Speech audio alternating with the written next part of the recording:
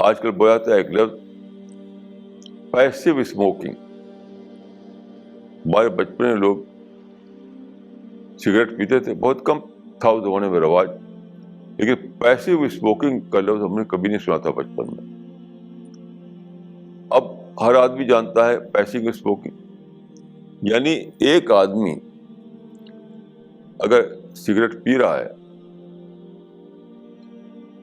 تو خود تو وہ ڈائریکٹ طور پر اپنے پھیپھڑے کو نقصان پہنچا رہا ہے پی کر کے, لیکن وہ جو دھواں نکلتا ہے اس سے, وہ دھواں فضا میں آتا ہے اور پھر فضا کے ذریعے مجھ تک بھی پہنچتا ہے.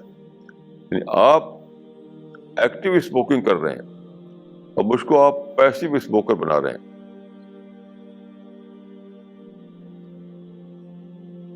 دوسرا آدمی ایکٹیو اسموکنگ کر رہا ہے اور اپنے پڑوسی کو پیسو اسموکر بنا رہا ہے. تو اب مورل ویلیوز کو یہاں تک ایکسٹینڈ کرنا پڑے گا, مورل ویلیوز کو یہاں تک ایکسٹینڈ کرنا پڑے گا کہ آپ کو یہ اجازت نہیں ہے کہ اپنا شوق پورا کرنے کے لیے آپ سگریٹ پئیں اور دوسروں کو پیسو اسموکر بنا دیں. یہ آپ کی اجازت نہیں دی جا سکتی آپ کو. ایسے ہی دیکھیے,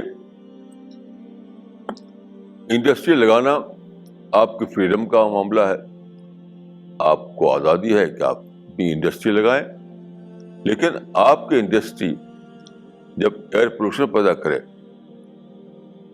اور جب یہاں تک معاملہ بڑھے کہ اوزون لیئر جو ہے وہ ڈیمیج ہو جائے, سمندروں کا پانی خراب ہو جائے, تو یہاں بھی مورل ویلیوز کو ایکسٹینڈ کرنا پڑے گا, یہاں بھی مورل کنڈکٹ بنانا پڑے گا, یہاں بھی ایک پرنسپل کے انڈر میں لانا پڑے گا ان ساری ایکٹیویٹیز کو, ورنہ مورل ویلیوز کی باتیں بالکل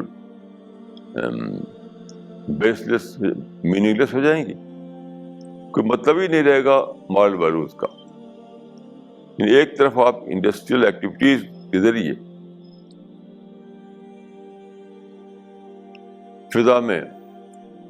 فضا کو کاربن سے بھر رہے ہوں, ایک طرف آپ سگریٹ اسموکنگ کر کے لوگوں کو پیسو اسموکر بنا رہے ہوں, ایک طرف آپ کے شپ جو دوڑتے ہیں رات دن سمندروں میں, وہ سمندروں کو پلوٹ کر رہے ہوں, تو پھر مورل ویلیوز کیا ہے؟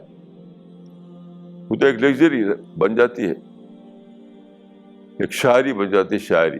مورل ویلیوز کا کوئی مطلب نہیں ہوگا. تو مورل ویلیوز جڑی ہوئی ہیں دوسری بہت سی ایکٹیویٹیز سے, مورل ویلیوز جڑی ہوئی ہیں بہت سی دوسری ایکٹیویٹیز سے. تو جب تک دوسری ایکٹیویٹیز کو ڈسپلن میں نہ لا جائے, اس پر ایک کنٹرول نہ قائم کیا جائے, تب تک مورل ویلیوز کی بات کرنا ایک شاعری ہے, ایک ہوائی, ایک رومانٹک بات ہے, اس سے زیادہ اور کچھ نہیں.